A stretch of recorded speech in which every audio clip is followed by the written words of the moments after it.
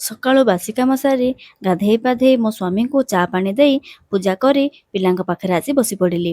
ମୁଁ କିଛି ଛୋଟ ଛୋଟ ପିଲାଙ୍କୁ ପାଠ ପଢ଼ାଏ। ଏବେ ଗ୍ରୀଷ୍ମ ଛୁଟି ହୋଇଛି ତ ସେମାନେ ସକାଳୁ ସକାଳୁ ଚାଲି ଆସୁଛନ୍ତି। ପିଲାମାନଙ୍କୁ ପାଠ ପଢ଼ାଇବାରେ ଆଜିକାଲି ମୋତେ ଭାରି ଖୁସି ଲାଗୁଛି। ପିଲାଙ୍କ ସହ ପିଲାଙ୍କ ପରି ମିଶି ଯାଉଛି, ତାଙ୍କର ପିଲାଳିଆମିକୁ ଖୁବ୍ ଉପଭୋଗ କରୁଛି। ପଢ଼ାଇବା ପାଇଁ ଆଜିକାଲି ମୋତେ ଭାରି ସରଳ ଲାଗୁଛି। ଯଦି ବା କେଉଁଠି ସମସ୍ୟା ରହୁଛି ତେବେ ମୁଁ ୟୁଟ୍ୟୁବ୍ ମାଧ୍ୟମରେ ତାହା ସମାଧାନ ମଧ୍ୟ କରିଦେଉଛି।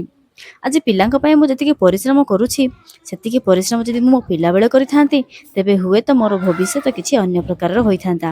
ମୁଁ ପିଲାବେଳେ ମୋର ବୋବା ମାମାଙ୍କ ପାଖରେ ରହୁଥିଲି। ପିଲାବେଳେ ବେଶ୍ ଭଲ ବି ପଢ଼ୁଥିଲି, କିନ୍ତୁ ପରେ ପରେ କ'ଣ ହେଲା କେଜାଣି ଆଉ ବେଶୀ ପରିଶ୍ରମ କଲି ନାହିଁ। ପାଠପଢ଼ାରେ ବି ଅବହେଳା କଲି।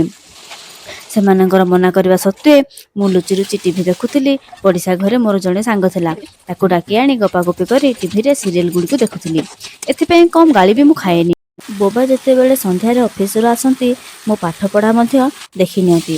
ସେତେବେଳେ ମୋର ସାଧାରଣ ଭୁଲ ଗୁଡ଼ିକୁ ଦେଖି ରାଗରେ ଫାଟି ପଡ଼ୁଥିଲେ। ଯଦି ସେଦିନ ମୁଁ ମୋର ଏଇ ବଦାଭ୍ୟାସ ଗୁଡ଼ିକୁ ଛାଡ଼ି ଟିକେ ପରିଶ୍ରମ କରିଥାନ୍ତି ତେବେ ନିଶ୍ଚୟ କିଛି ଗୋଟେ କରିପାରିଥାନ୍ତି। ଏବେ ମୁଁ ଗୋଟିଏ ଗୃହିଣୀ ଭାବରେ ମୋ ସଂସାରକୁ ଚଳେଇ ମୋ ପରିବାର ସହ ଖୁସିରେ ଅଛି। ହେଲେ ଅବଶେଷ ରହିଗଲା, ପାଠ ପଢ଼ି କିଛି ବି କରିପାରିଲି ନାହିଁ। କିଏ କିଏ ମୋ ଭଳି ଏମିତି ପଶ୍ଚାତାପ କରୁଛ କମେଣ୍ଟ ମାଧ୍ୟମରେ ନିଶ୍ଚୟ ଜଣାଇବେ।